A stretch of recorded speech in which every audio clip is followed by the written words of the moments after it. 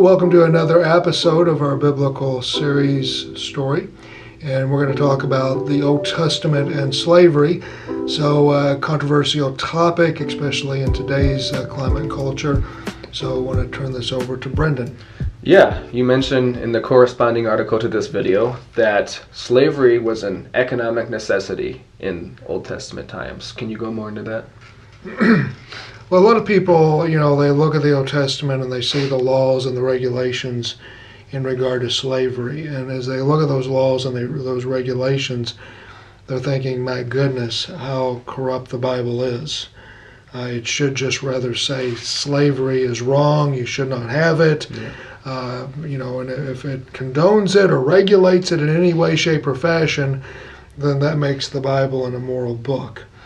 What people don't understand is that, number one, the laws and the regulations regarding slavery were not in the way that we commonly think of it. We'll explain that.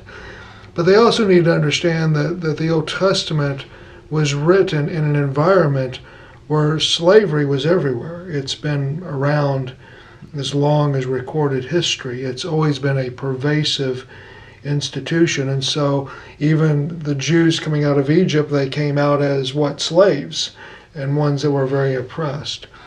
But you have to understand why it was so common and pervasive is that when people worked their land, they made an income, they provided for their family, they did so as small area farmers. They had a small tract of land. It required everybody to work it, the flocks or the crops or whatever. And that was their means of income. There was no other means. And so if they had a bad year or their crops didn't go well, what would they do? They would have to borrow crops or something from other farmers or other people. They're in debt. They had another bad year. They have to borrow again. They're in debt. And eventually they've got such a big debt that they can never pay it off.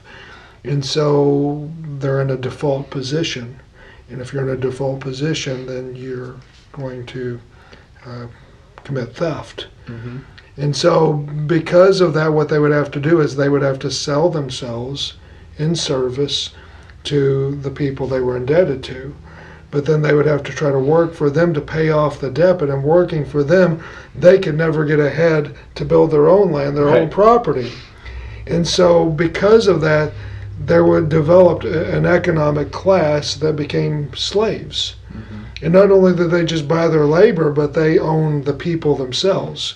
And that's where sin and that's where the fallenness of humanity came in and made slavery, the evil, that it is or came to be. Now, there were other forms that sometimes prisoners of war were made slaves and different things like that, but that's why there was slavery, is because there was no means to pay back a debt, so you had to sell yourself to somebody. And so the Old Testament is written in that kind of a background. That's why it's really important to know the cultural context of any document really you're reading before you say, well, this is horrible, that's horrible, the Bible is horrible. You have to consider what's going on in the background. Right.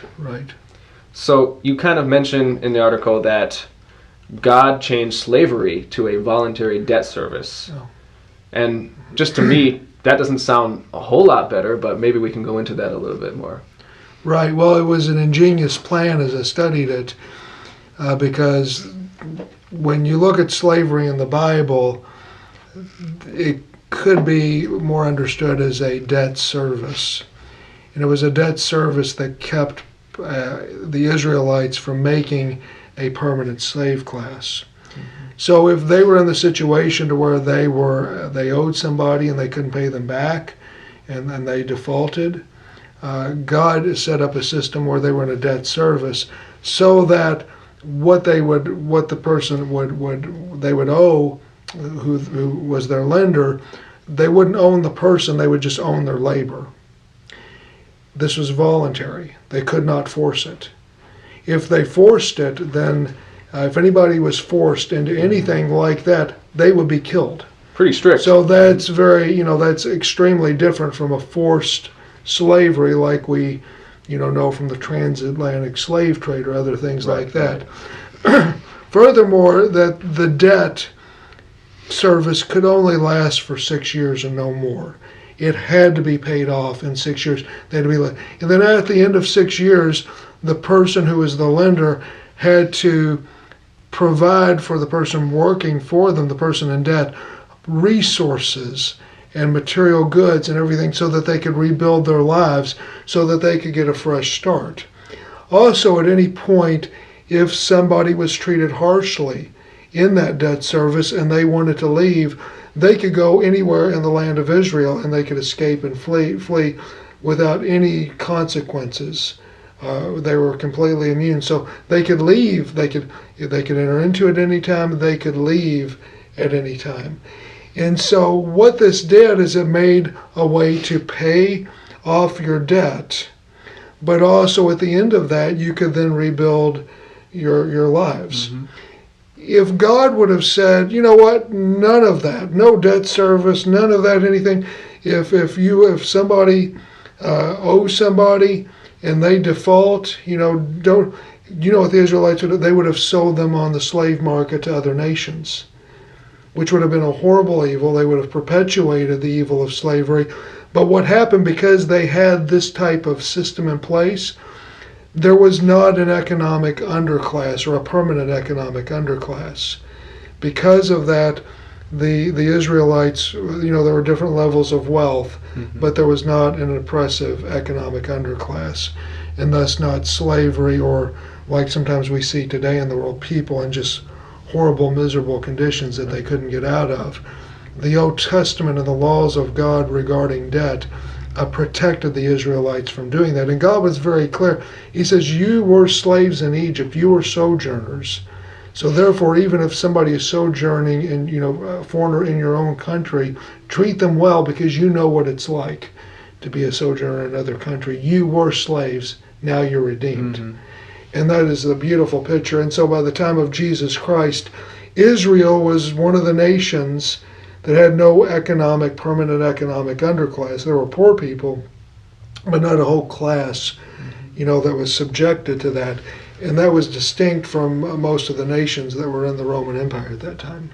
So this voluntary service was an example of God's divine foresight and his providence and his provision. He was saving these people from a much worse fate. Yes, these laws protected them, and it elevated people to a place of economic freedom that otherwise would not have been experienced or seen because of God's wisdom and his laws. So often when we read the word slave in the Old Testament, more often than not, would that be what the word slave is referring to? Yeah, debt service, and people just see the word slave, in some of the particular passages, and they just have an emotional reaction to it that comes from, the background, of things they've seen in movies or what they've read, or, especially in sensitive environments today with the topic, in terms of our past as a nation. Mm-hmm. And if you look at the Old Testament in that light, you're completely missing the wisdom and the love of God and the brilliance of his laws. Right, this was something done for their protection, not for their harm or for human exploitation. Right. All right, well, thank you for joining me for another episode, Anthony. All right, thanks, Brendan. Thank you for joining Anthony and I today on the Biblical Story video series. Please subscribe to the Crossroads CCO YouTube channel, like, and share this video.